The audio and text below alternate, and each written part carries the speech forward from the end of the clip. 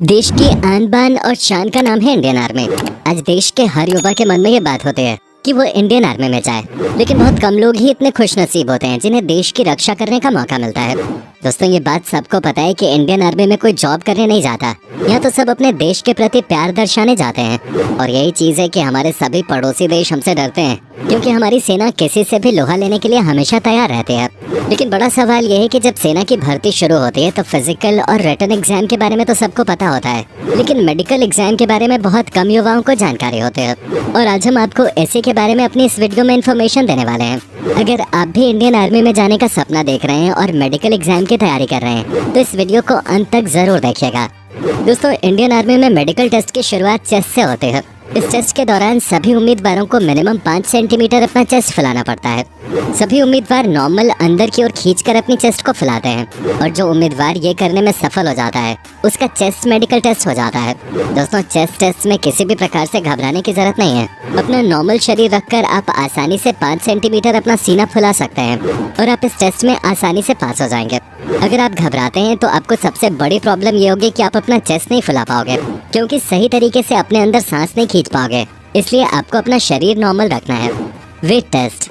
Indian army की इस भर्ती में जो भी उम्मीदवार दौड़ के दौरान पास हो जाते हैं उसके बाद उनका मेडिकल टेस्ट होता है। वेट टेस्ट में सभी उम्मीदवारों का नॉर्मल वेट 50 किलो होना चाहिए। इससे कम वजन होने पर उस उम्मीदवार को भर्ती से निकाल दिया जाएगा। इसके अलावा सबसे बड़ी जानकारी ये होनी चाहिए कि आपकी जितनी लंबाई होगी उसके अनुसार आपके शरीर का वजन होना चाहिए। सबसे बड़ी सावधानी ये है इसमें कि आपको अपना शरीर स्वस्थ रखने की बहुत आवश्यकता है। एक स्वस्थ शरीर में ही सही वेट होता है।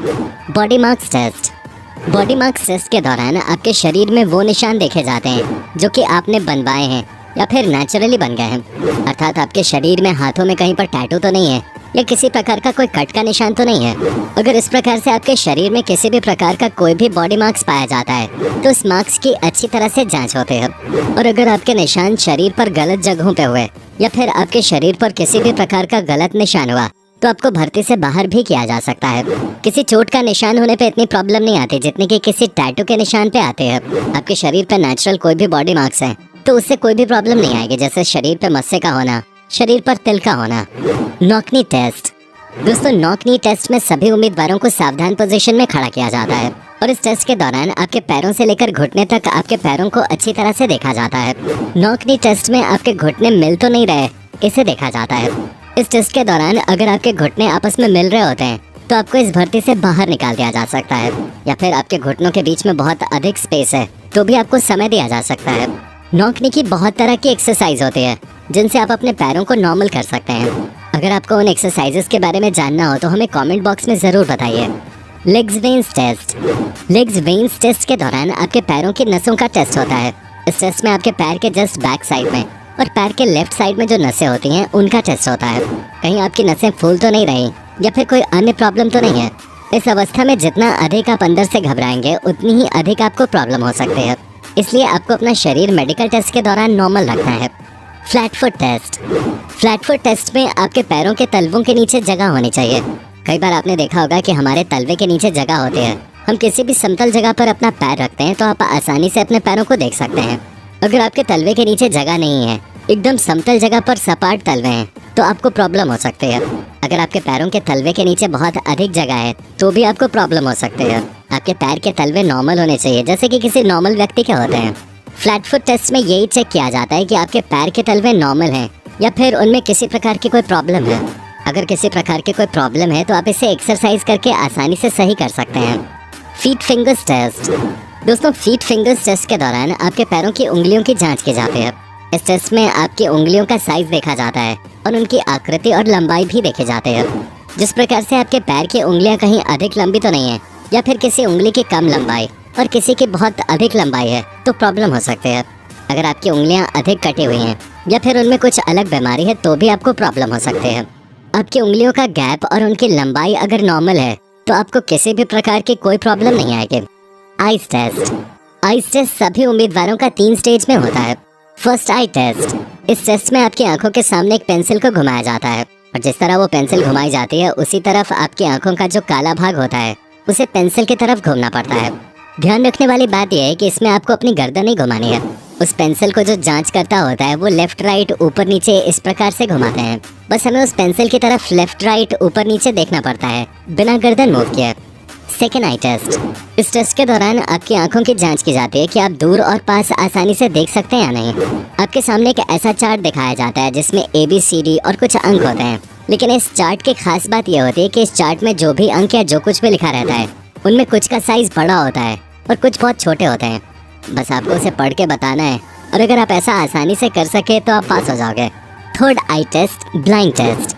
तीसरे टेस्ट के दौरान आपको ऐसा चार्ट दिखाया जाता है जिसमें गहरे कलर में कोई अंक लिखा होता है या फिर कुछ और लिखा होगा, बस उसे पढ़ के बताना होता है। इस प्रकार से ब्लाइंड टेस्ट होता है। इस प्रकार के टेस्ट को कलर विजन टेस्ट भी कहते हैं। Ear test.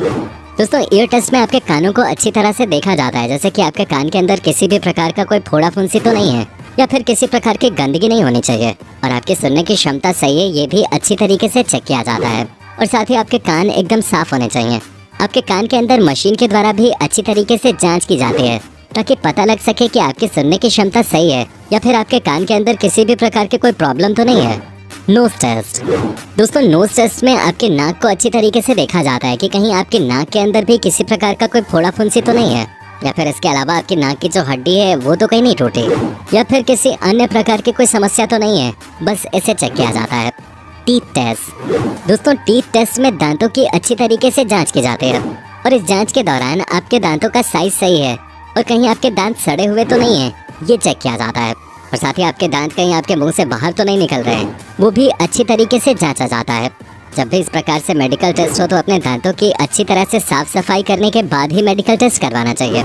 इस टेस्ट के जरिए ये भी चेक किया जाता है कि आपके मुंह के अंदर दांतों में या कहीं कैंसर जैसी किसी भी प्रकार की कोई समस्या तो नहीं है। Heart test. दोस्तों, हार्ट टेस्ट में आपके हृदय की जांच की जाती है, और इस जांच के दौरान आपके हृदय की धड़कनों को चेक किया जाता है कि कहीं आपकी धड़कनें अधिक तेज तो नहीं है या फिर आपकी धड़कन कम तो नहीं है। हार्ट टेस्ट के दौरान आपकी धड़कन नॉर्मल होनी चाहिए।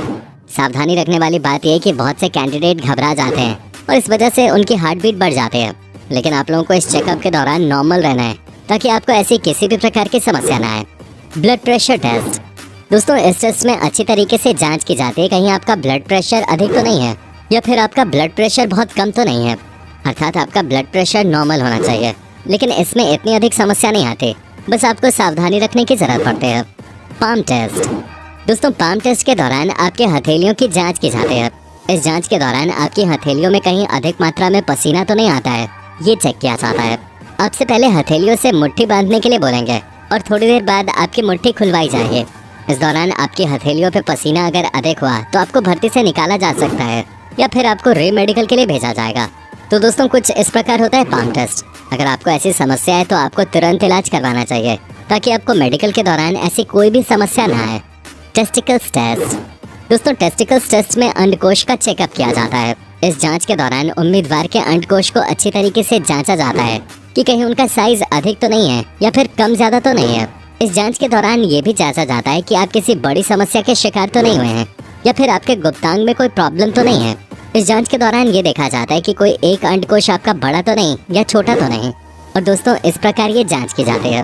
तो दोस्तों, आज के वीडियो में बस इतना ही। आपको ये वीडियो कैसी लगी कमेंट करके जरूर बताएं, और साथ ही चैनल को सब्सक्राइब कर बेल आइकन दबाना बिल्कुल ना भूलें।